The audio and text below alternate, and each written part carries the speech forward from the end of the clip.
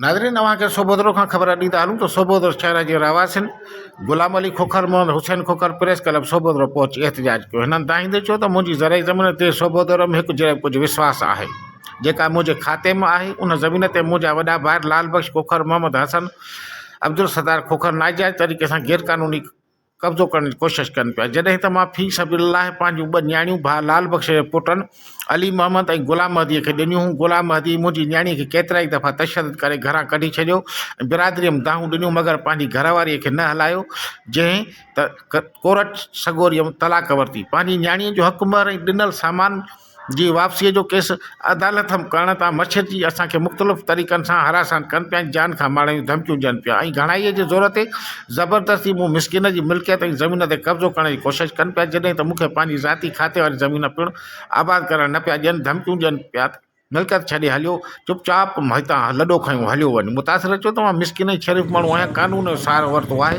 उन बावजूदि ॿाहिरि नाहक ज़ुल्म ज्याती कनि पिया। हिन SSP खैरपुर ऐं ॿियनि आला अख़्तियारनि खां मुतालबो कयो त ॿाहिरिनि जे ज़ुल्म जो नोटिस वठी मूं मिसकिन सां इंसाफ़ कयो वञे। औरंगज़ेब पीरज़ादो सोबोदरो।